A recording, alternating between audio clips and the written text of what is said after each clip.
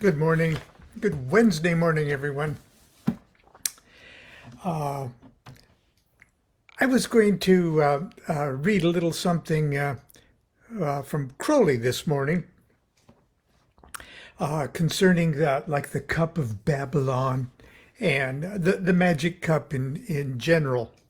But I got myself sidetracked because in in reviewing the material, I ran across something else from Crowley that was just absolutely brilliant, I think, anyway, and sort of along the lines of what I was talking about recently about the material in Godwin's Kabbalistic encyclopedia and the practical Kabbalah stuff that's found in like Crowley's 777 and in a very dilated expansion in works like Godwin's Kabbalistic encyclopedia. And so I decided to do a little of both.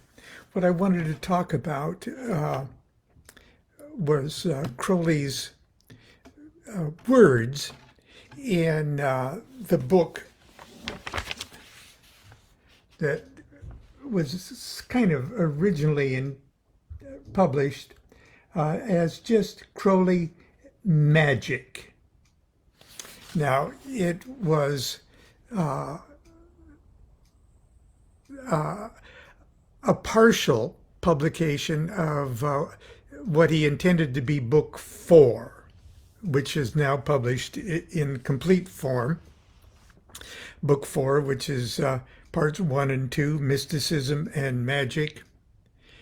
Part 3 of Book 4 was what we now would consider Magic in Theory and Practice.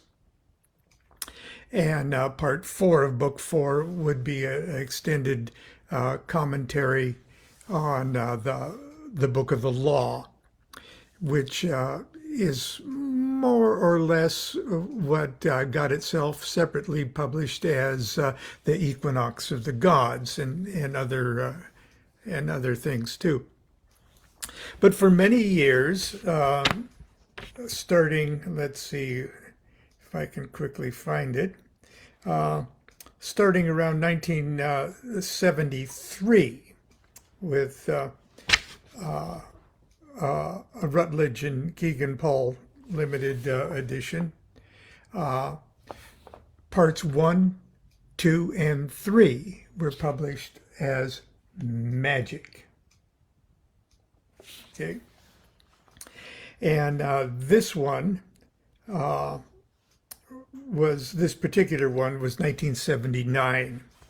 And when I opened it today, I recall where I bought it too. I bought it at the famous Gilbert's Bookshop at Hollywood and Vine. And anyway, it's one of my precious books. Anyway, I originally wanted to talk about this little section where he's talking about the cup. This is in Book 4, Part 2, Magic, okay? And he talks about the wand, the cup, the sword, the disc, and then the secondary magical tools, the scourge, the dagger, the oil. And he talks about the temple and the circle and if you don't have it, if you don't have a Book 4, please treat your library with a Book 4. But anyway, I'm going to find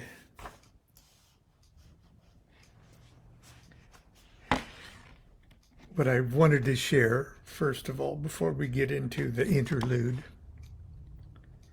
There is, however, a universal solvent and harmonizer, a certain dew, which is so pure that a single drop of it cast into the water of the cup will, for the time being, bring all to perfection.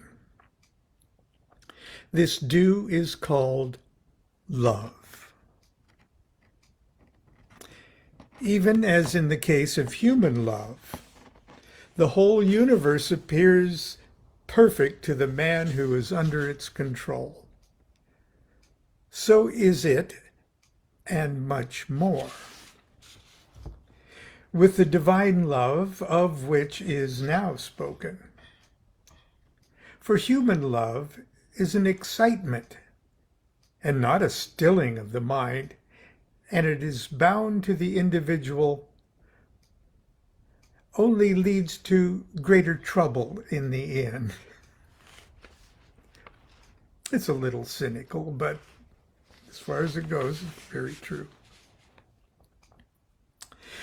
For human love is an excitement and not a stilling of the mind, as it is bound to the individual, only leads to greater trouble in the end. This divine love, on the contrary, is attached to no symbol. It abhors limitation, either in its intensity or its scope. And this is the dew of the stars, of which is spoken in the holy books. For Nuit, the Lady of the Stars, is called the continuous one of heaven. It is that dew which bathes the body of the adept in a sweet-smelling perfume of sweat. In this cup, therefore, though all things are placed by virtue of this dew, all lose their identity. And therefore this cup is in the hand of Babylon, the lady of the city of the pyramids, wherein no one can be distinguished from any other, wherein no one may sit until he has lost his name.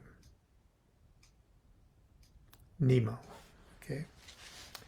Okay, that's what I wanted to share and call your attention to, and especially those who are becoming interested and fascinated by, intrigued by, obsessed by the grade of Master of the Temple, number 3 on the Tree of Life, and the mystery of Babylon, and what Babylon is and is not in Thelemic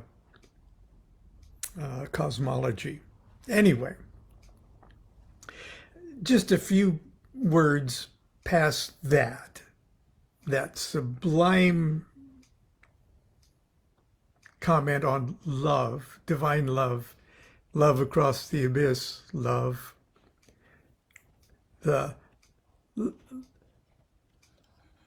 where all of us are one, in each of us thinking ourselves as a separate entity gets lost. We become the blood of the martyrs or the blood of the saints that get all mixed up and singular in the cup of Babylon. But anyway, from the sublime to the ridiculously sublime, an interlude. Okay. And this is in that same almost chapter of the cup. Every nursery rhyme contains profound magical secrets which are open to everyone who has made a study of the correspondences of the Holy Kabbalah, like 777 or the Godwin's thing there. Now, I'm digressing already. Crowley says every nursery rhyme. A Kabbalist will also add to that. Not only is every nursery rhyme the container of profound magical secrets, every thing is. If we're talking about literature, not only nursery rhymes, the freaking phone book contains profound magical secrets. The menu at McDonald's, the chicken Kabbalah, all contain magical secrets that are open to everyone who's made a study of the correspondences of the Holy Kabbalah. To puzzle out an imaginary meaning for this nonsense sets one thinking of the mysteries. One enters into deep contemplation of holy things and of God himself, leads the soul to real illumination. Hence also the necessity of incarnation. The soul must descend into all falsity in order to attain all truth.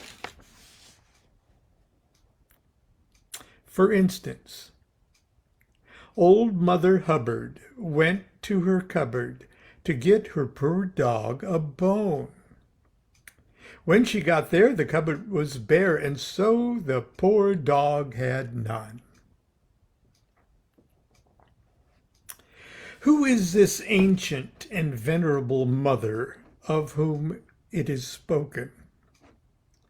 Verily, she's none other but Bina,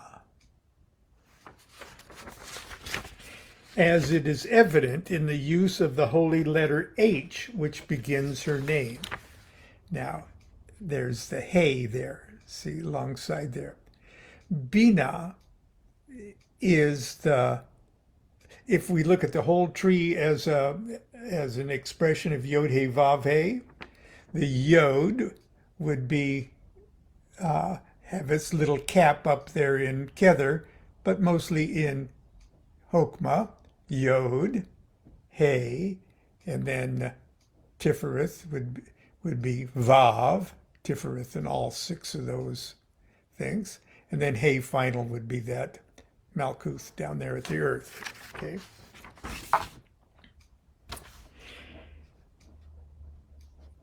So, who is this ancient and venerable mother of whom is spoken? Verily, she is none other than Bina, as is evidenced in the holy letter H, with which her name begins. Nor is she the sterile mother, Ama, A-M-A, but the fertile, A-I-M-A. So Ama may mean mother, but there's no spark of life in her. So the Yod added to Aima vivifies it. So, nor is she the sterile mother Ama, but the fertile Aima, for within her she bears Vav, mother Hub, H-U, or a Vav. She bears Vav, the sun, for the second letter of her name, and R for Hub. Okay, the penultimate is the sun, Tifereth, the sun. Oh, what happened? Excuse me. Am I still there? Okay, there's the R of. It's also the Vav, okay, but the R.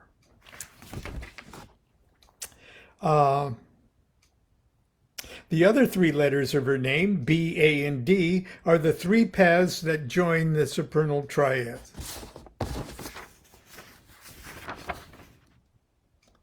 There's Bet, Aleph, and Dalet.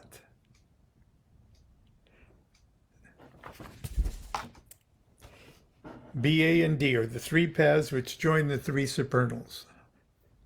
Kether Hokmah Bina. To what cupboard did she go? Even to the most secret caverns of the universe. And who is this dog? Is it not the name of God, spelt Kabbalistically backwards? And what is this bone?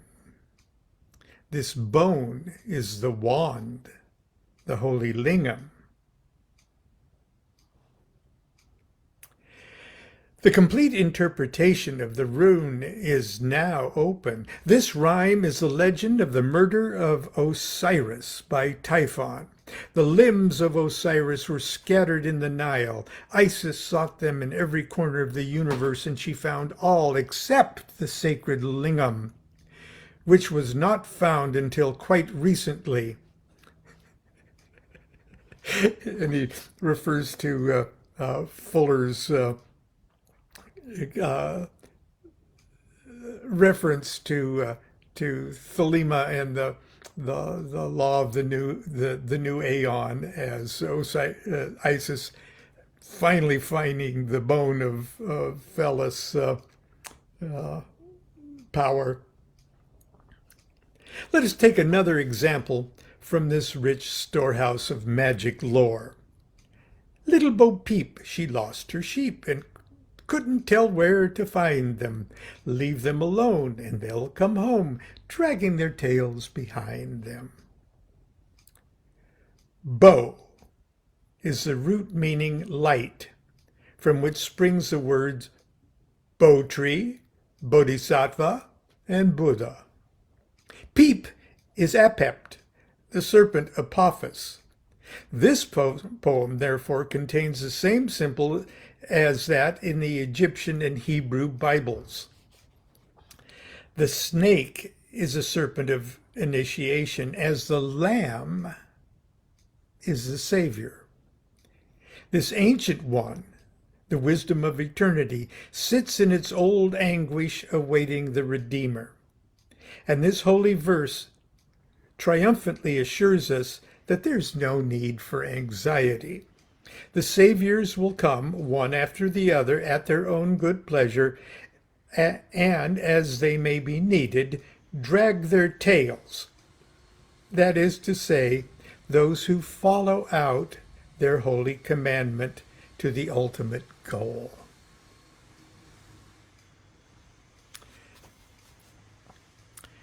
Rabbi Lamed Ben Clifford, in his infinite supernatural wisdom, said, look hard enough at anything and you'll eventually see everything. It is the 10th commandment. Can you see Crowley doing that here? And he does it so incredibly well. Again we read, Little Miss Muffet sat on a tuffet, eating of curds and whey. Up came a big spider and sat down beside her and frightened Miss Muffet away. Okay, Little Miss Muffet unquestionably represents Malkuth.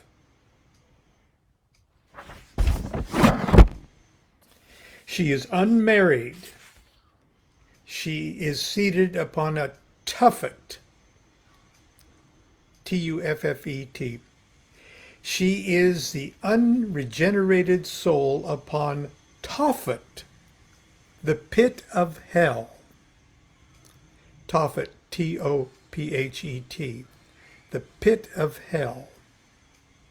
And she eats curds and whey, that is, not the pure milk of the mother, but milk which has undergone decomposition. Kether would be the pure milk. Malkuth, it's milk, but it's undergone decomposition. It's the same, but it's not the same. Malkuth is in Kether, as Kether is in Malkuth, but after it is. But who is the spider? Verily, herein is a venerable arcanum connoted. Like all insects, well, he calls it an insect, the spider represents a demon. But why a spider? Who is this spider who taketh hold with her hands, that is, and is in the king's palaces? The name of this spider is Death, for it is the fear of death which first makes a soul aware of its forlorn condition. It would be interesting if tradition had preserved for us Miss Muffet's subsequent adventures. Well, he didn't even talk about Tiferet. Now, think of Tiferet as the spider's bulbous body, and look at the paths that lead into Tiferet, starting at the bottom and going clockwise. 1, 2, 3, 4, 5, 6, 7, 8. Tiferet is an 8-legged spider. Little Miss Muffet sat on a tuffet eating her curds and whey. Along came a spider and sat down beside her and frightened Miss Muffet away. Moffat, pit of hell. Miss Muffet gets frightened. Well, where does she go? Well, maybe the supernal triad. Who knows? That's my digression.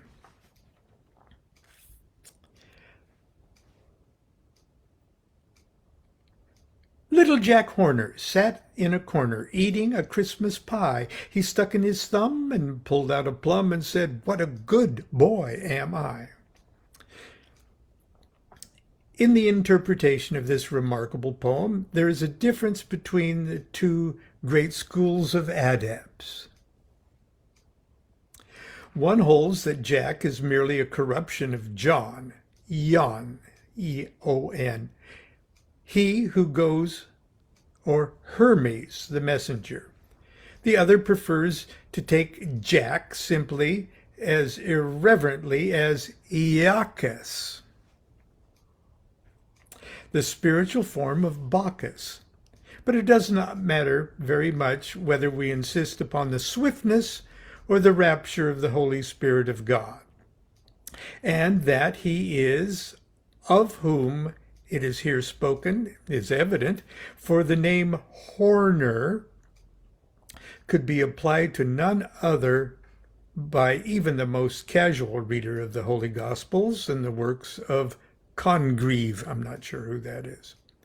And the context makes this even clearer, for he sits in a corner. That is a place of Christ, the cornerstone. Eating, that is, enjoying that which the birth of Christ assures us. He is the comforter who replaces the absent Savior. If there is still any doubt of his identity, it would be cleared up by the fact that it is the thumb which is attributed to the element of spirit, and not one of the other 4 fingers of the 4 lesser elements. It's the thumb which he sticks into the pie of the new dispensation. He plucks forth one who is ripe, no doubt to send him forth as a teacher into the world, and rejoices that he is so well carrying out the will of the Father.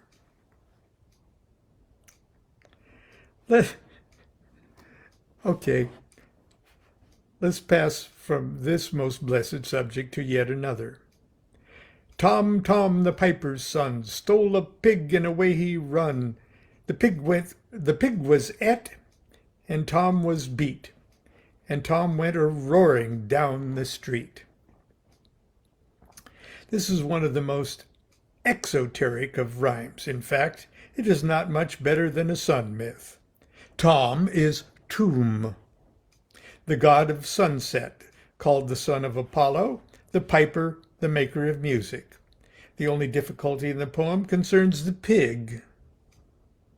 For anyone who has watched an angry sunset in the tropics upon the sea will recognize how incomparable a description of that sunset is in that wonderful last line. And Tom went roaring down the street. Some have thought that the pig refers to the evening sacrifice, others that she is Hathor, the Lady of the West, in her most sensual aspect. But it is probable that this poem is only the first stanza of an epic. It has all the characteristic marks, some said of the Iliad, that it did not finish but merely stopped. This is the same. We may be sure that there is more of a poem. It tells us too much and too little. How came this tragedy of eating of a merely stolen pig? Unveil this mystery of who eat it. It must be abandoned. He wasn't good. Even he gave up on that. But pig is, well, anyway, I won't go into that at the moment. It must be abandoned, at least partially soluble. Let us consider this poem. Hickory, dickory, dock, the mouse ran up the clock. The clock struck 1, and the mouse ran down. Hickory, dickory, dock. Here we're on higher ground at once. The clock symbolizes the spinal column, or if you prefer it, time, chosen as one of the conditions of normal consciousness. The mouse is the ego, mus, M-U-S, a mouse being only some. That's spelled backwards. Some, I am, spelled Kabbalistically backwards. This ego, or prana, or kundalini force, being up the spine, the clock strikes 1. That is, the duality of consciousness is abolished, and the force again subsides to its original level. Hickory, dickory, dock is perhaps merely the mantra which was used by the adept who constructed this rhyme, thereby hoping to fix it in the minds of men so that they might attain to samadhi by the same method. Others attributed it to more profound significance, which is impossible to go into at the moment. For we must return to Humpty Dumpty sat on a wall. Humpty Dumpty got a great fall. All the king's horses and all the king's men couldn't put Humpty Dumpty, couldn't set up Humpty Dumpty again. This is so simple as to hardly require explanation. Humpty Dumpty is, of course, the egg of spirit, and the wall is the abyss. His fall is therefore the descent of spirit into matter. And it is only too painfully familiar to us that all the king's horses and all the king's men cannot restore us to the height. Only the king himself can do that. But one hardly dare comment upon the theme which has been so fruitfully treated by Ludovicus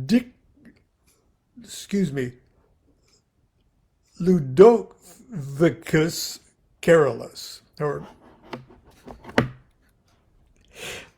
just can't just say anything. Lewis Carroll, that most wholly illuminated man of God.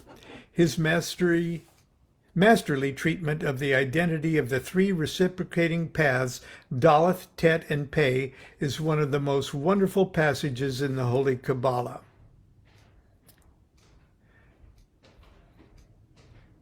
His resolution of what we take to be the bond of slavery into the very love, the embroidered neckband of honor bestowed upon us by the King himself, is one of the most sublime passages of literature.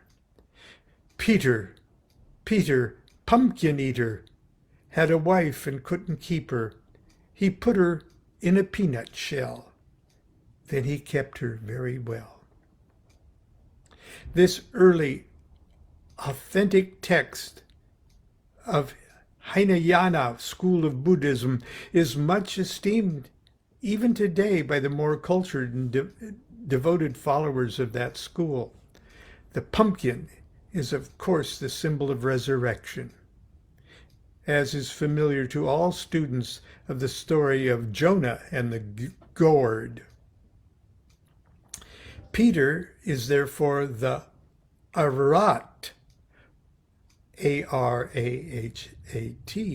who has put an end to his series of resurrections. That he's called Peter is a reference to the symbolizing of arats as stones in the great wall of the guardians of mankind. His wife, of course, by the usual symbolism, his body, which he could not keep until he put her in a peanut shell, the yellow robe of the bhikkhu. Buddha said that if any man become an arahat, he must either take the vows of a bhikkhu that very day or die. And it is this saying that Buddha's that the unknown poet wished to commemorate when he said, "Taffy was a Welshman, Taffy was a thief. Taffy came to my house and stole a leg of beef. I went to Taffy's house. Taffy was in bed. I took a carving knife and cut off Taffy's head." Look hard enough at anything, you'll eventually see everything. Taffy is short for Tafthartharath,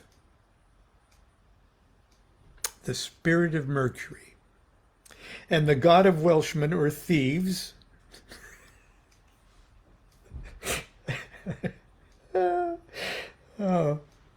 Taffy is short for Tafthartharath, the spirit of Mercury, and the god of Welshmen, or thieves. My house, of course, is equivalent to my magic circle. Note that Beth, which means house, the letter of Mercury, and the magus means a house. The beef is a symbol of the bull, Apis, the Redeemer. This is therefore that which is written, "O my God, disguise thy glory, come as a thief and let us steal away the sacraments." In the following verse, we find that Taffy is in bed owing to the operation of the sacrament. The great task of the alchemist has been accomplished. The mercury is fixed. One can then take the holy dagger and separate the caput mortuum from the elixir. Some alchemists believe that the beef represents the dense physical substance that is embedded by mercury for his fixation. It is here that we should always prefer the more spiritual interpretation. Bye, baby bunting, daddy's gone a-hunting. He's gone to get a rabbit skin to wrap my baby bunting in. This is a mystical charge to the newborn soul to keep still, to remain steadfast in meditation. For in the bye, Bet is the letter of thought, Yod that of the hermit. It tells the soul that the Father of all will clothe him about with his own majestical silence. For is not the rabbit who lay low and said, "Nuffin." I guess that's another one. The rabbit lay low and say nothing. Finally, and I know a lot of you are probably happy that we're drawing to a close here. Pat a cake, baker's man, bake me a cake as fast as you can. Pat it and prick it and mark it with a P. Bake it in the oven for baby and me. This rhyme is usually accompanied even today in the nursery with a ceremonial clapping of hands, the symbol of samadhi. Compare what is said on this subject in our comment on the famous Advent passage in Thessalonians. And I'm not sure where that's found. The cake is, of course, the bread of the sacrament, and it would ill become Frater P to comment upon the third line.